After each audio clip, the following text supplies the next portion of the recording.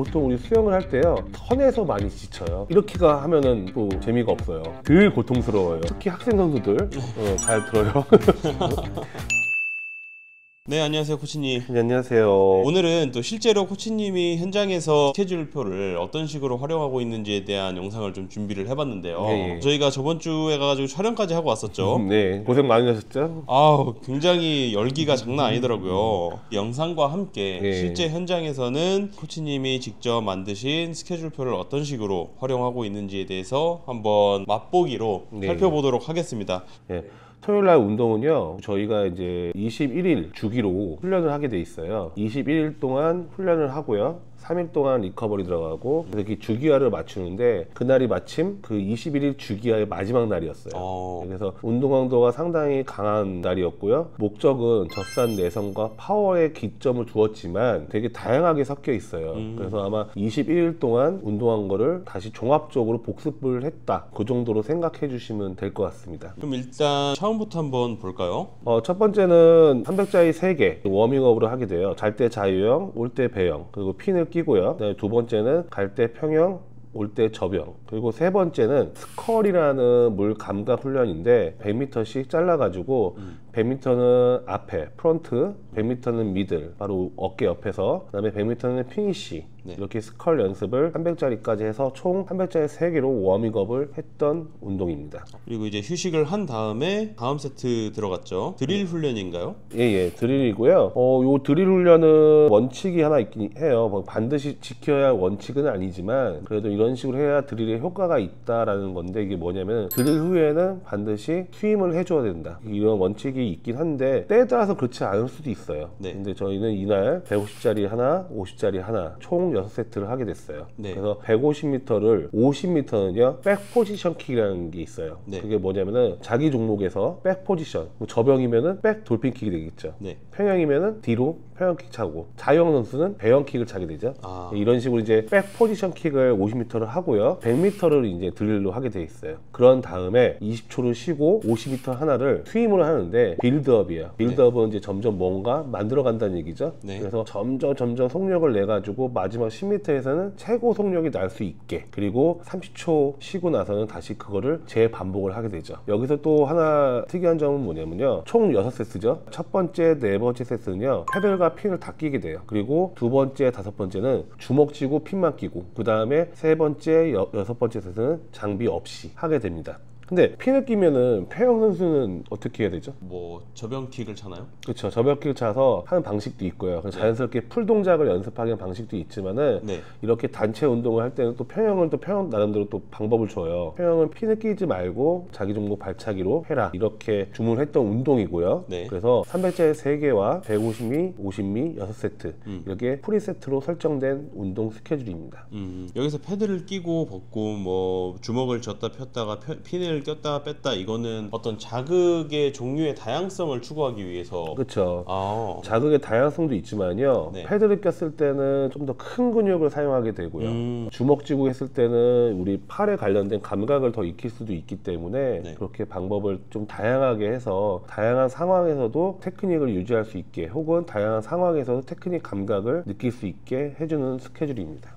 그리고 이제 200짜리 1개 이지로. 요 이지 할 때는요 보통 이제 본인들이 하고 싶은 거, 그래서 리커버리를 하기도 하고요, 중간에 화장실 다녀오기도 하죠. 그래요? 근데 이제 중요한 거는 토요일 운동이에요. 네. 토요일 운동은 우리나라 클럽 팀들이 거의 대부분이 일주일 중에서 가장 강한 운동을 하는 운동이 일반적이에요. 다음날 쉬자, 오후에도 쉬고 다음날 쉬잖아요. 그러니까 강한 운동을 하는 시기인데 네. 저희 팀은 이날 경기용 수영복을 착용하고 있어요. 프리세트에서 워밍업과 드릴 세트가 끝난 다음에 바로 이지를 하고 나서 경기용 수영복으로 착용을 했죠. 이거 궁금해 하시는 분들도 많을 것 같아요. 경기용 수영복이랑 일반 수영복을 특히 이제 연습할 때 교체해서 입는 게 체감적인 게 많이 되나요? 그렇죠. 왜냐면은 경기 감각 훈련이잖아요. 그러니까 경기가 상당히 감각적이기 때문에 경기용 수영복을 안 입었다고 해서 운동 효과가 없는 건 아니지만 이날은 다이브를 좀 많이 하는 날이고 경기와 정말 실제로 같은 속도와 혹은 더 빠른 강도로 해야 되기 때문에 경기용 수영복을 입고 스피드에 적응할 수 있게 설정된 운동입니다. 알겠습니다.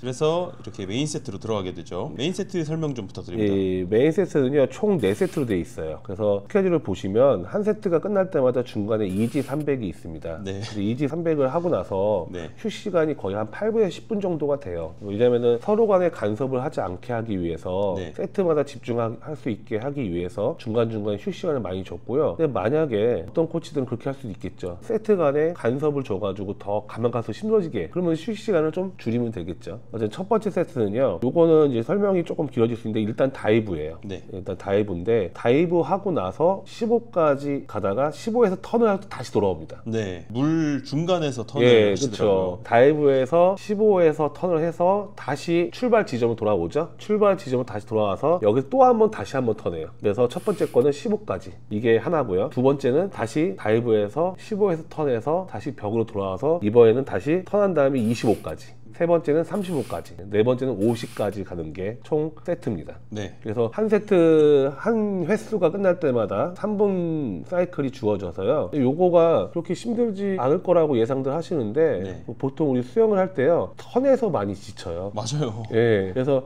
이거 생각보다 쉽지 않은 운동이에요. 이렇게 어느 정도 속도감을 있게 몸을 조금 자극을 줬죠. 그리고 이제 2지 300이 들어가서 전체적으로 이 휴식을 주는데요. 두 번째 세트 같은 경우에는 저희 팀은 장거리 선수도 좀 명수가 많아요. 네. 그러니까 장거리 선수가 있고 100, 200 선수들이 있는데 두 번째 세트부터는 장거리 선수와 100, 200 선수를 나눴어요. 어떻게 나눴냐면은 두 번째 세트는 50짜리 4개를 80%, 90%, 95%, 100% 이렇게 하나씩 가게 되고요. 그 다음에 첫 번째 거만 다이브고 나머지는 다 푸싱이에요. 네. 밑에서 장거리 선수는 이거 끝나고 200짜리 하나 네. 맥스, 그리고 단거리 선수는 100짜리 하나 맥스. 네. 앞에서 50짜리 4개를 하면서 점진적으로 부하를 줬죠. 그런 다음에 부하가 된 상태에서 200짜리 하나를 하는 거예요. 근데 여기서 포인트가 뭐냐, 50짜리 4개가 포인트가 아니에요. 50짜리 4개에서 심박수를 올려놓고 마지막에 얼마큼 잘할 수 있냐가 포인트인 거예요. 그야말로 젖산 훈련이네요. 예, 젖산 훈련이죠.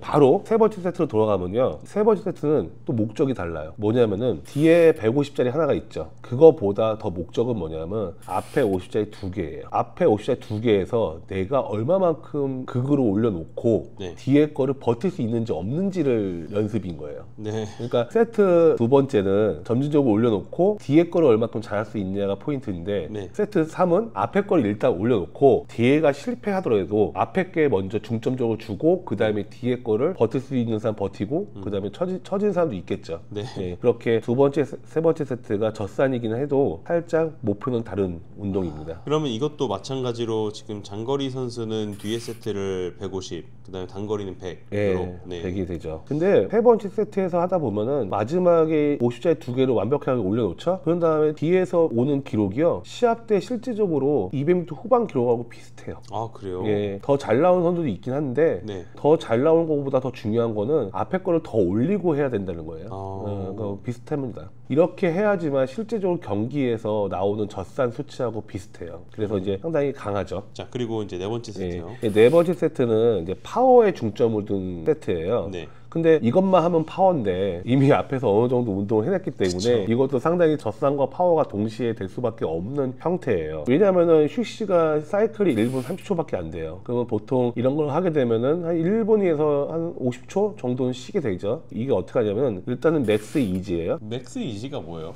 이거 설명을 할게요. 뒤에 또 숫자가 있죠. 첫 번째 거 15 맥스 나머지 이지, 25 맥스 나머지 이지, 끔찍하네요. 예, 35 맥스 나머지 이지, 네. 50, 35, 25, 35, 50 이렇게 총 8개로 합니다. 이렇게가 하면은 또 재미가 없어요. 아, 그래요?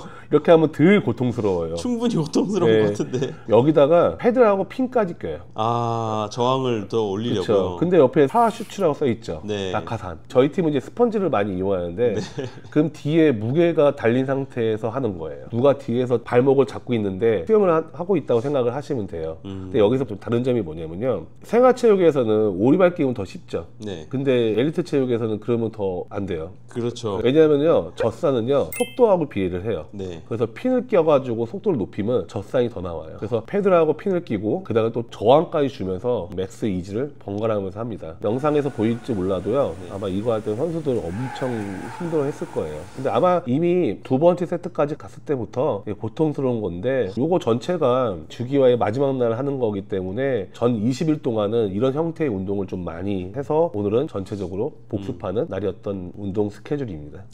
또 이제 평형은 핀을 안 끼고 예, 평형 왜냐면 평형 받치기에서는 그쵸. 예, 할 수가 없으니까. 네, 무시무시합니다. 예. 어쨌든 이렇게 공포의 메인 세트가 끝나고 이제 포스트 세트를 들어가는데 요거는 설명 부탁드릴게요. 예, 포스트 세트는 젖산이 쌓인 거를 이제 제거를 해야 되는데 젖산이 제거가 되는 운동 강도 약 40% 정도가 가장 효과적이라고 해요. 가만히 쉬는 것보다는 좀 움직임을 통해서 하기 때문에 총 50짜리 8개를요 자유형으로 스무스하게 가되 45초 사이클 2개, 50초 사이클 2개, 55초 사이클 2개, 1분 사이클 2개. 뒤로 갈수록 사이클이 조금 길어지죠. 네. 그러면서 이제 좀 회복을 더 주게 하기 위해서 이렇게 설정을 했고요. 마지막 400은 말 그대로 쿨다운 하고 싶은 걸로 천천히 돌아서 오늘 운동이 마무리가 되는 겁니다. 근데 오늘 토요일이잖아요. 운동 선수들이 항상 매일매일 이렇게 운동하는 건 아니에요. 예. 이렇게 운동하면은 오히려 경기력이 뒤로 가요. 왜 그러냐면은 이렇게 운동하게 되면은 글리코겐이 완전히 고갈이 되겠죠. 그럼 또 보충하는 시간을 가져야 되고 네. 경기라는 거는 항상 실제 속도만 하는 게 아니라 기초적인 유산소도 해야 되잖아요. 그렇죠. 그래서 보통 이런 식의 강도는 일주일에 2번 혹은 3번 그런 형태로 유지하게 됩니다. 그래서 이거는 선수들한테도 상당히 부담이 되고 힘든 운동입니다. 그때 현장에서 또 코치님이 하신 말씀 중에 하나가 기억 남는 게 있는데 이런 힘든 훈련이 끝나고 나서 먹는 첫 끼가 되게 중요하다. 예. 이런 말씀을 하셨던 게 좀 기억에 남았어요. 예, 맞아요. 우리가 운동이 발달이 된다는 게 있죠. 부상과 발달에는 같은 메커니즘이에요. 왜냐면은 근육의 상처를 받았을 때 얘가 회복이 되면서 발달이 되는 거고요. 회복이 되지 못할 정도로 많이 다쳤으면 그건 부상인 거예요. 어쨌든 회복을 해야 이렇게 힘들게 운동하고 이게 몸에 내 거가 되거든요. 네. 운동한 도중에는 내 거가 되지 않아요. 그쵸. 운동 끝나고 첫 번째 쉴 때 내 거가 되거든요.